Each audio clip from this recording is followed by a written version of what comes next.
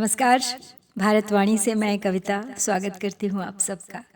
श्री शिव महापुराण संपूर्ण पाठ के अंतर्गत द्वितीय रुद्र संहिता के सृष्टि खंड से छठे अध्याय में। इस अध्याय में ब्रह्मा जी अब अपने पुत्र नारद को कथा सुना रहे हैं। किस प्रकार सृष्टि आरंभ हुई, किस प्रकार हुआ महेश्वर शिव का आविर्भाव, उमा का आविर्भाव, उनका विवाह, उनके पुत्र कार्तिकेय की उत्पत्ति। तो धीरे धीरे ये सब कथाएं हम ब्रह्मा जी के श्री मुख से सुनेंगे, नारद जी के माध्यम से। तो चलिए प्रारंभ करते हैं। अथ षष्ठो अध्याय। ब्रह्मोवाच भो ब्रह्मन् साधु पृष्टो अहम त्वया विबुध सत्तम लोकोपकारिणा नित्यं लोकानां हितकाम्यया यच्छ्रुत्वा सर्वलोकानां सर्वपापक्षयो भवेत् तदहं ते प्रवक्ष्यामि शिवतत्त्वमनामयम्। शिवतत्त्वं मया नैव विष्णुनापि यथार्थतः ज्ञातं च परमं रूपमद्भुतं च परेण न महाप्रलयकाले च नष्टे स्थावरजङ्गमे आसीत्तमोमयं सर्वमनर्कग्रहतारकम् अचन्द्रमनहोरात्रमनग्न्यनिलभूजलम् अप्रधानं वियच्छून्यं मन्यतेजो विवर्जितम् अदृष्टत्वादिरहितं शब्दस्पर्शसमुज्झितम् अव्यक्तगन्धरूपं चारसत्यतमदिङ्मुखम्। तो ब्रह्मा जी बोले, हे ब्रह्मन, हे देव शिरोमणि, आप सदा समस्त जगत के उपकार में ही लगे रहते हैं। आपने लोगों के हित की कामना से ये बहुत ही उत्तम बात पूछी है, जिसके सुनने से संपूर्ण लोकों के समस्त पापों का क्षय हो जाता है। उस अनामय शिव तत्व का मैं अब आपसे वर्णन करता हूँ। शिव तत्व का स्वरूप बड़ा ही उत्कृष्ट और अद्भुत है, जिसे यथार्थ रूप से न मैं जान पाया हूँ, न विष्णु ही जान पाए हैं और न अन्य कोई दूसरा ही जान पाया है। जिस समय यह प्रलय काल हुआ, उस समय समस्त चराचर जगत नष्ट हो गया। सर्वत्र केवल अंधकार ही अंधकार था। न सूर्य ही दिखाई देते थे और अन्यान्य ग्रहों तथा नक्षत्रों का भी कुछ पता नहीं था। न चंद्र था, न दिन होता था, न रात ही थी। अग्नि, पृथ्वी, वायु और जल की भी सत्ता नहीं थी उस समय। प्रधान तत्व अव्याकृत प्रकृति से रहित सूना आकाश मात्र शेष था। दूसरे किसी तेज की उपलब्धि नहीं होती थी। अदृष्ट आदि का भी अस्तित्व नहीं था। शब्द और स्पर्श भी साथ छोड़ चुके थे। गंध और रूप की भी अभिव्यक्ति नहीं होती थी। रस का भी अभाव हो गया था और दिशाओं का भी भान नहीं होता था। इत्थम सत्यन्धतमसे सूची भेदे निरंतरे तत्सद्ब्रह्मेति यच्छ्रुत्वा सदेकं प्रतिपद्यते इति दृश्यं यदा नासीद्यत्तत्सदात्मकं योगिनो अन्तर्हिताकाशे यत्पश्यन्ति निरन्तरम् अमनोगोचरं वाचां विषयं न कदाचन अनामरूपवर्णं च न च स्थूलं न यत्कृशम् आह्रस्वदीर्घमल्लघु गुरुत्वपरिवर्जितं न यत्रोपचयः कश्चित् तथा नोपचयोऽपि च अभिधत्ते सचकितं यदस्तीति श्रुतिः पुनः सत्यं ज्ञानम् अनन्तं च परानन्दं परं महः अप्रमेयमनाधारं विकारम् अनाकृति निर्गुणं योगिगम्यं च सर्वव्याप्येककारकं निर्विकल्पं निरारम्भं निर्मायं निरुपद्रवम् अद्वितीयमनाद्यन्तमविकाशं चिदात्मकम् यस्यैत्थं संविकल्पन्ते संज्ञाः संज्ञोक्तितः स्म वै कियता चैव कालेन द्वितीयेच्छा भवत् किल। इस प्रकार सब ओर निरंतर सूची भेद्य घोर अंधकार फैला हुआ था। उस समय तत्सद ब्रह्म, इस श्रुति में जो सत सुना जाता है, बस एकमात्र वही शेष था। तो जब यह वह ऐसा जो इत्यादि रूप से निर्दिष्ट होने वाला भावात्मक जगत था ही नहीं, उस समय एकमात्र वह सत ही शेष था, जिसे योगी जन अपने हृदयाकाश के भीतर निरंतर देखते हैं। वह सत तत्व मन का विषय नहीं है, वाणी का भी। वाणी भी वहाँ कभी पहुँच नहीं सकती। वो नाम तथा रूप रंग से भी शून्य है। वह न स्थूल है, न कृश है, न ह्रस्व है, न दीर्घ है, न लघु है, न गुरु ही है। उसमें न कभी वृद्धि होती है और न ही कभी होता है उसका ह्रास। श्रुति भी उसके विषय में चकित भाव से है। इतना ही कहती है, अर्थात उसकी सत्ता मात्र का ही निरूपण कर पाती है, उसका कोई विशेष विवरण देने में असमर्थ हो जाती है।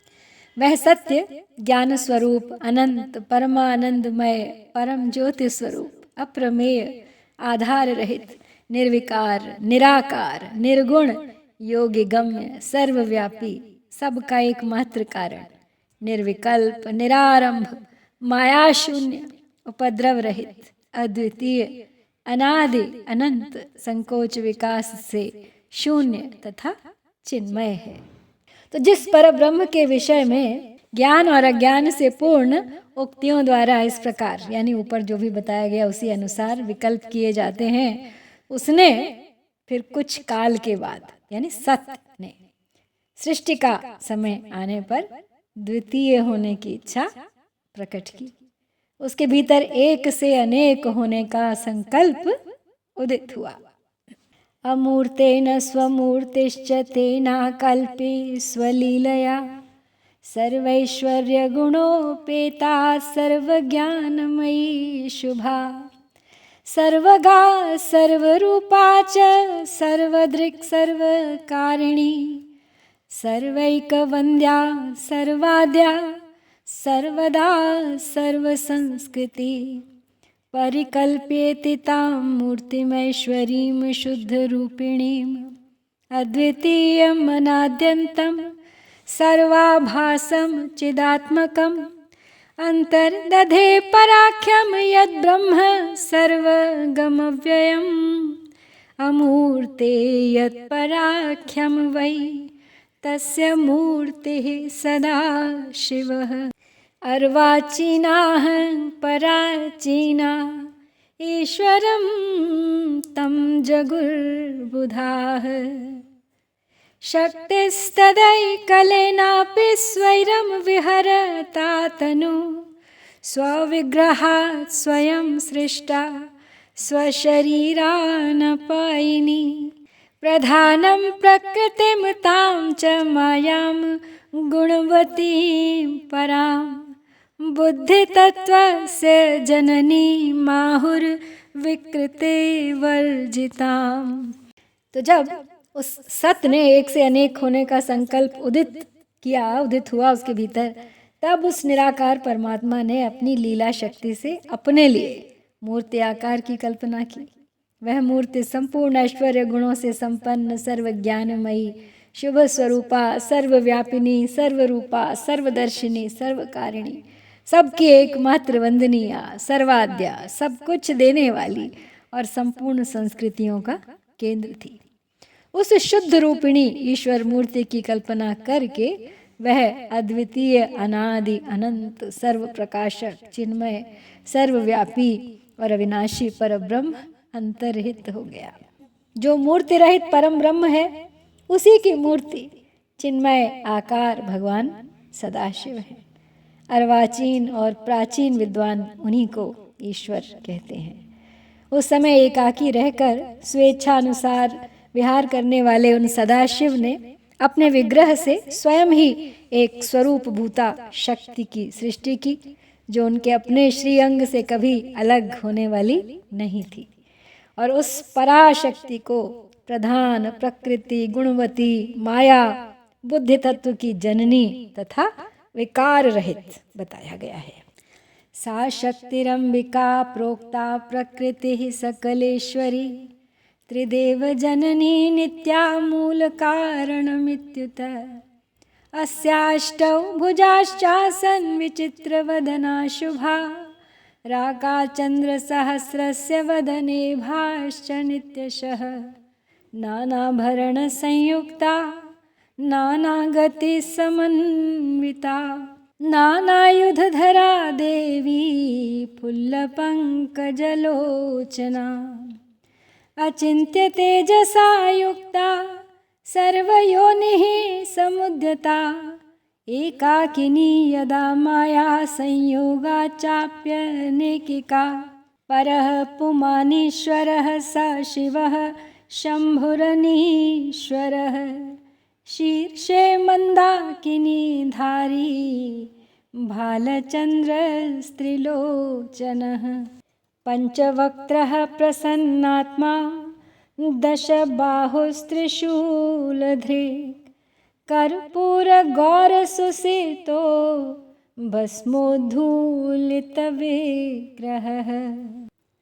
तो वो शक्ति अंबिका कही गई और उसी को प्रकृति, सर्वेश्वरी, त्रिदेव जननी, नित्या और मूल कारण भी कहते हैं। सदाशिव द्वारा प्रकट की गई उस शक्ति की 8 भुजाएं हैं। उस शुभ लक्षणा देवी के मुख की शोभा विचित्र है। वह अकेली ही अपने मुखमंडल में सदा पूर्णिमा के 1 सहस्त्र चंद्रमाओं की कांति धारण करती है। नाना प्रकार के आभूषण उसके श्रीअंगों की शोभा बढ़ाते हैं। वह देवी नाना प्रकार की गतियों से संपन्न है और अनेक प्रकार के अस्त्र शस्त्र धारण करती है। उसके नेत्र खिले हुए कमल के समान जान पड़ते हैं। वह अचिंत्य तेज से जगमगाती रहती है। वह सबकी योनि है और सदा उद्यमशील रहती है। एकाकिनी होने पर भी वह माया संयोग वशात अनेक हो जाती है। और वे जो सदाशिव हैं उन्हें परम पुरुष, ईश्वर, शिव, शंभु और अनीश्वर कहते हैं। वे अपने मस्तक पर आकाश गंगा को धारण करते हैं। उनके भाल देश में चंद्रमा शोभा पाते हैं। उनके 5 मुख हैं और प्रत्येक मुख में 3 नेत्र हैं। 5 मुख होने के कारण वे पंचमुख कहलाते हैं। उनका चित्त सदा प्रसन्न रहता है और वे 10 भुजाओं से युक्त तथा त्रिशूलधारी हैं। उनके श्री अंगों की प्रभा कर्पूर के समान श्वेत गौर है। वे अपने सारे अंगों में भस्म रमाए रहते हैं। युगपच्यतया शक्त्या साकं कालस्वरूपिणा, शिवलोकाभिधं क्षेत्रं निर्मितं तेन ब्रह्मणा। तदेव काशिके ते प्रोच्यते क्षेत्रमुत्तमं, परं निर्वाणसंख्यानं सर्वोपरि विराजितं। ताभ्यां च रममाणाभ्यां तस्मिन् क्षेत्रे मनोरमे, परमानन्दरूपाभ्यां परमानन्दरूपिणं। मुने प्रलयकाले अपि न तत्क्षेत्रं कदाचन, विमुक्तं हि शिवाभ्यां यद् विमुक्तं ततो विदुः। अस्यानन्दवनं नाम पुराकारे पिनाकिना, क्षेत्रस्यानन्दहेतुत्वाद् विमुक्तमनन्तरम्। अथानन्दवने तस्मिन् शिवयो रममाणयोः, इच्छेत्य भूत्सुरर्षेः सृज्यः कोऽप्यपरः किल।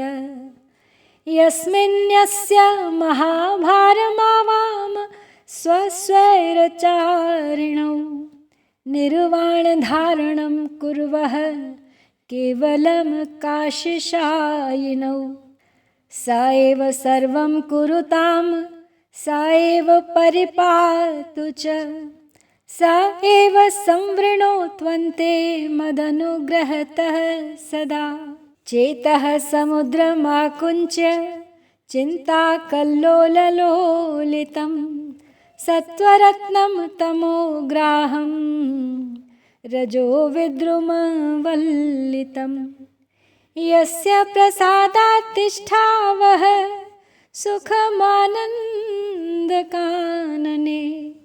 परिक्षिप्तमनोवृत्तौ बहिश्चिन्तातुरे सुखम। तो अब उन काल रूपी ब्रह्म ने एक ही समय शक्ति के साथ शिवलोक नामक क्षेत्र का निर्माण किया था। उस उत्तम क्षेत्र को ही काशी कहते हैं। वह परम निर्वाण या मोक्ष का स्थान है जो सबके ऊपर विराजमान है। ये प्रियतम रूप शक्ति और शिव जो परमानंद स्वरूप हैं उस मनोरम क्षेत्र में नित्य निवास करते हैं। वह काशीपुरी परमानंद रूपिणी है। हे मुने, शिव और शिवा ने प्रलय काल में भी कभी उस क्षेत्र को अपने सानिध्य से मुक्त नहीं किया है, इसलिए विद्वान पुरुष उसे अविमुक्त क्षेत्र भी कहते हैं। वह क्षेत्र आनंद का हेतु है, इसलिए पिनाकधारी शिव ने पहले उसका नाम आनंद वन रखा था, उसके बाद वह अविमुक्त के नाम से प्रसिद्ध हुआ। तो हे देवर्षि, एक समय उस आनंद वन में रमण करते हुए शिवा और शिव के मन में यह इच्छा हुई कि किसी दूसरे पुरुष की भी सृष्टि करनी चाहिए, जिस पर सृष्टि संचालन का महान भार रखकर हम दोनों केवल काशी में रहकर इच्छानुसार विचरण करें और निर्वाण धारण करें।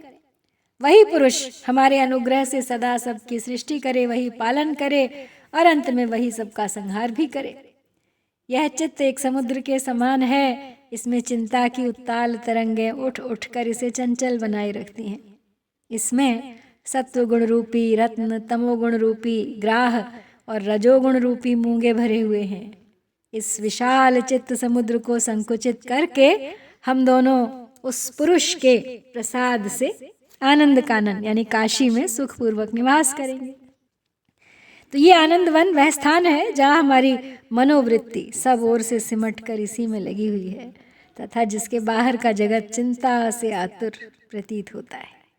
संप्रधार्येति स विभुस्तया शक्त्या परमेश्वरः सव्ये व्यापारयाञ्चक्रे दशमे अंगे सुधासवम् ततः पुमाना विरासीदेकस्त्रैलोक्य सुंदरः शान्तः सत्वगुणोद्रिक्तो गाम्भीर्यामित सागरः तथा च क्षमया युक्तो मुने लब्धोपमो भवत् इंद्रनीलद्युतिः श्रीमान् पुण्डरीकोत्तमे क्षणः सुवर्णकान्ति वृच्छ्रेष्ठ दुकूलयुगलावृतः लसत् प्रचण्ड दोर्दण्डयुगलो ह्यपराजितः ततः स पुरुषः शम्भुं प्रणम्य परमेश्वरं नामानि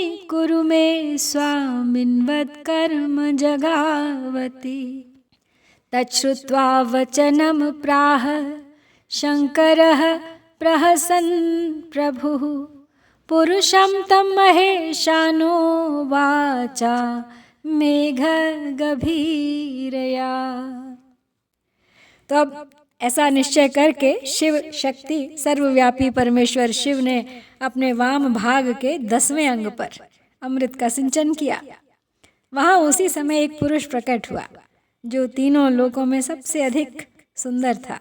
वह शांत था, उसमें सत्वगुण की अधिकता थी तथा वह गंभीरता का अथाह सागर था। मुने, क्षमा गुण से युक्त उस पुरुष के लिए ढूंढने पर भी कहीं कोई उपमा नहीं मिलती थी। उसकी कांति इंद्रनील मणि के समान श्याम थी, उसके अंग अंग से दिव्य शोभा छिटक रही थी और नेत्र प्रफुल्ल कमल के समान शोभा पा रहे थे। उसके श्री अंगों पर स्वर्ण सदृश कांति वाले 2 सुंदर रेशमी पीतांबर शोभा दे रहे थे। किसी से भी पराजित न होने वाला वह वीर पुरुष अपने प्रचंड भुजदंडों से सुशोभित हो रहा था। तदनंतर उस पुरुष ने परमेश्वर शिव को प्रणाम करके कहा, हे स्वामी, मेरे नाम निश्चित कीजिए और काम बताइए। तो उस पुरुष की यह बात सुनकर महेश्वर भगवान शंकर हंसते हुए मेघ के समान गंभीर वाणी में उस पुरुष से कहने लगे।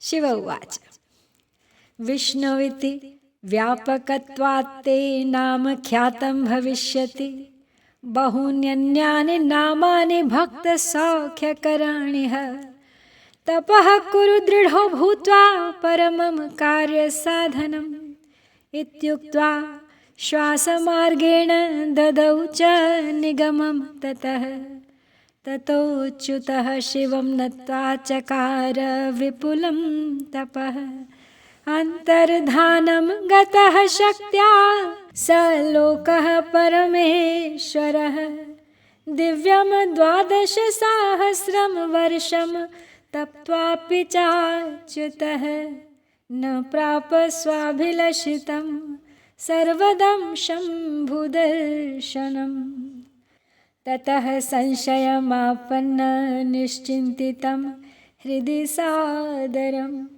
मयाद्य किं प्रकर्तव्यमिति विष्णुः शिवं स्मरन् एतस्मिन्नन्तरे वाणी समुत्पन्ना शिवाच्छुभा तपः पुनः प्रकर्तव्यं संशयस्यापनुत्तये ततस्तेन च तच्छ्रुत्वा तपस्तप्तं सुदारुणं बहुकालं तदा ब्रह्मध्यानमार्गपरेण हि ततः स पुरुषो विष्णुः प्रबुद्धो ध्यानमार्गतः सुप्रीतो विस्मयं प्राप्तः किं यत्तत्त्वं महो इति।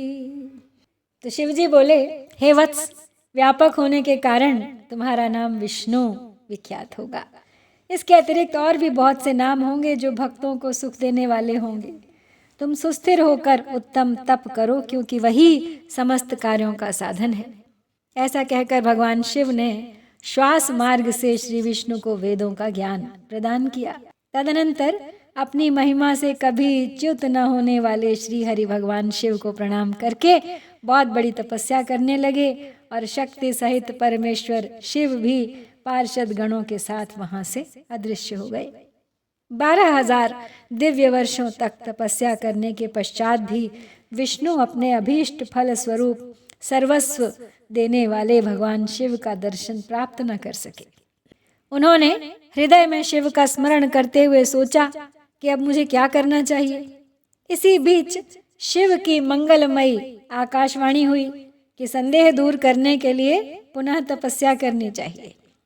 तो शिव की उस वाणी को सुनकर विष्णु ने ब्रह्म में ध्यान को अवस्थित कर पुनः दीर्घ काल तक अत्यंत कठिन तपस्या की। तदनंतर ब्रह्म की ध्यानावस्था में ही विष्णु को बोध हो आया और वे प्रसन्न होकर यह सोचने लगे कि अरे, वह महान तत्व है क्या।